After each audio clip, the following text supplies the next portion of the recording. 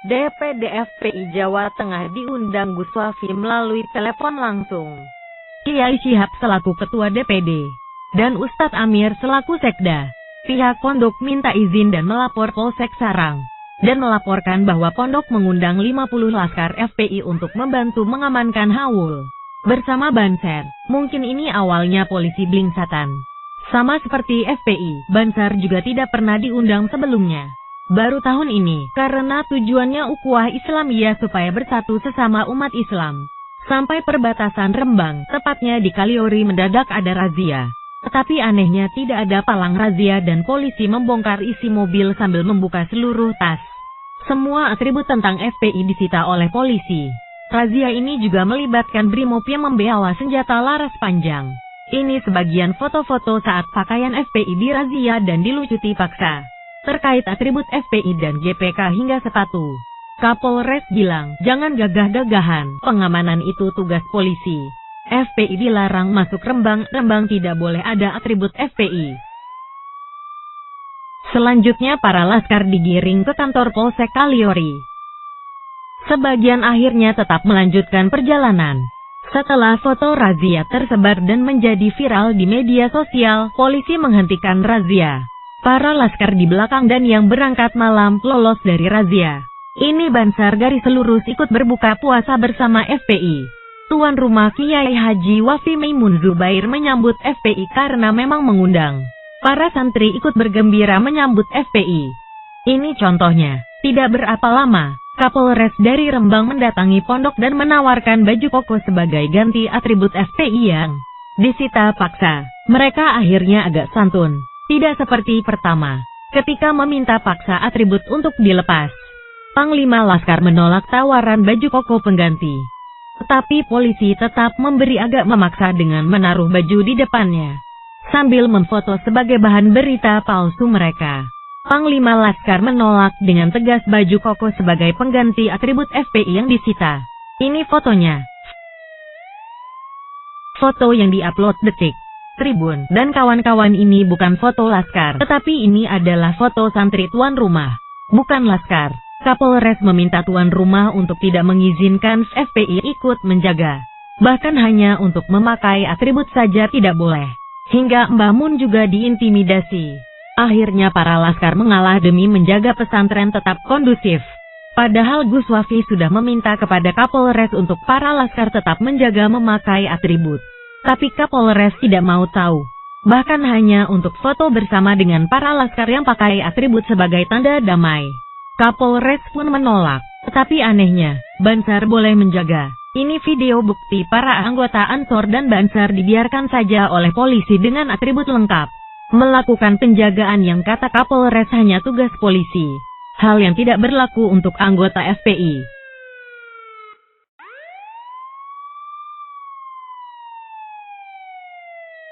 Niat baik dari Pondok Bamun mengundang FPI dan Banser agar terciptanya ukhuwah Islamiyah, digagalkan oleh polisi. DPD FPI Jateng diundang Pondok Al-Anwar Rembang pondoknya Mbah Moen untuk ikut membantu pengamanan acara pondok bersama Banser NU. Tapi di perbatasan Rembang pagi ini semua atribut FPI disita secara paksa oleh aparat kepolisian, yang dipimpin oleh Kapolres dengan alasan dititipkan ke Kapolsek. Dan Kapolres secara arogan bilang, pengamanan adalah tugas polisi. Saya tidak mau Rembang ada atribut FPI. Atribut FPI tidak boleh masuk wilayah Rembang. Apakah atribut FPI itu lambang PKI yang dilarang undang-undang? Ini negara hukum, Pak. Silahkan tunjukkan pasal mana, undang-undang apa yang melarang atribut FPI. Bekerjalah sesuai undang-undang bukan pesanan. Kesaksian sahabat FPI di Lasem, Rembang. FPI masuk di Rembang ditolak. Benarkah? Setahu saya di Rembang sudah ada FPI. Tapi kali ini saya tidak berbicara FPI di Rembang. Saya akan berbicara FPI di Lasem, salah satu kecamatan di Kabupaten Rembang. Dulu waktu saya SMA tahun 2005, sudah ada FPI di Lasem. Jadi kalau polisi bilang FPI di Rembang gak ada, mungkin itu polisi pendatang. Atau mungkin baru bertugas di Rembang.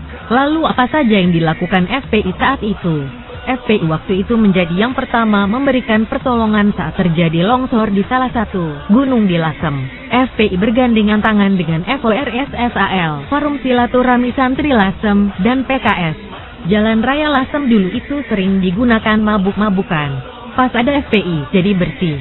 Depan Masjid Lasem dulu dipakai buat arena balapan dan nongkrong klub motor. Pas ada FPI, udah enggak pernah ada lagi balap motor di depan Masjid Lasem. Wah, itu paling hoaks. Setahu pula sebaik-baik saja HOAX matamu. Saya menyaksikan sendiri. Waktu FPI ikut membantu longsor, kebetulan saya ikut forsal. Waktu pembubaran balap motor saya juga ikut. Kenapa dibubarkan? Lasem itu kota santri. Banyak sekali santri lalu lalang di jalanan. Apalagi di sekitar masjid. Banyak banget santri di situ. Sangat berbahaya jika dibiarkan. Kira-kira gitu gambaran tentang FPI di Lasem. Semoga dengan kejadian ini, FPI yang telah lama tertidur di Lasem muncul kembali.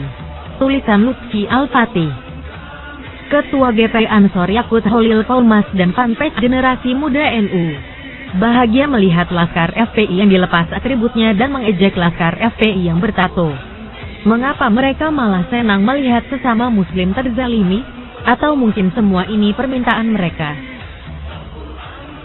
Pelucutan atribut FPI bukan hoaks. Bertato kemudian taubat, lalu mengabdikan diri untuk agama. Itu mulia, terpuji dan positif. Berseragam, digaji rakyat tapi menindak tanpa dasar hukum, itu tercela, kotor dan negatif. 1. Berita pelucutan atribut FPI oleh Kapolres Rembang Jateng secara biadab bukan hoaks. DPP FPI memanggil para anggota Laskar FPI korban kebiadaban polisi di Rembang ke Jakarta. Bantuan Hukum FPI di Jakarta sudah siapkan laporan ke Propam Mabes Polri atas perlakuan tidak manusiawi oleh Kapolres Rembang terhadap anggota Laskar FPI. FPI cerdas, tetap ambil jalur hukum. 2. Polisi mengaku tidak melucuti tapi beri hadiah baju koko. Beri hadiah kok nelanjangi orang. Beri hadiah kok pamerkan foto tato anggota Laskar FPI. Apa preman bertato tidak boleh taubat? Apa mantan preman yang sudah taubat tidak boleh bela Islam? Alhamdulillah. Aku mantan preman. Aku mantan penjahat. Badanku banyak tato. Aku sudah bertaubat. Aku bangga jadi Laskar FPI. Aku bersyukur bisa berjihad. Terima kasih habaib dan ulama. Aku cinta FPI. Cak Nun, jangan hakimi FPI. Anak-anak Islam pinggiran yang tersingkir itulah yang kemudian dibina Habib Rizik. Kemarin, rombongan FPI diminta mencopot atribut FPI oleh Kapolres Rembang, Jawa Tengah. Padahal rombongan FPI mendapat undangan resmi acara Hail Mbah Zubair, Ayahanda Kiai Haji Maimun Zubair. Saat atribut dilepas, salah seorang anggota Laskar FPI terlihat punya tato di lengan kirinya. Foto ini kemudian viral dan banyak yang bully FPI sebagai preman. Salah satu yang membuli malah akun Ketua Umum GPI Ansor. Postingan Ketum GPI Ansor ini lalu disaut ahoker-ahoker lain yang tidak hanya membuli FPI tapi juga mencaci Habib Rizik. Gini kok teriak-teriak mau tegakkan syariat Islam. Otak dah pada miring 11-12 Marizik cabul, cuit sebuah akun ahoker.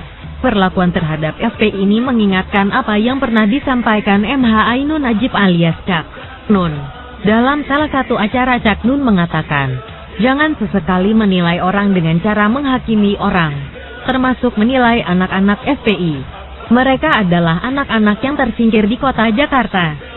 Kalau yang pandai mereka ke PKS, yang santri ke PKB atau PPP. Tapi anak-anak Islam pinggiran itulah yang kemudian dibina oleh Habib Rizik. Penegasan ini disampaikan Cak Nun, MH Ainun Najib saat mengawali acara Malam Renungan dan Harapan 2017. Sabtu di RSIL Surabaya. Masya Allah, luar biasa Habib Rizik membina anak-anak pinggiran, berandal, jalanan, preman. Mereka dibina untuk mencintai agama ini dan membela agama Islam yang mulia ini. Dulu ada Umar bin Khattab, preman Mekah yang mau membunuh Nabi. Namun kemudian taubat masuk Islam dan akhirnya jadi pejuang Islam yang tangguh. Sungguh anak-anak pinggiran FPI lebih mulia dibanding yang mencercanya. Mereka bukan siapa-siapa tapi mereka berani membela agama.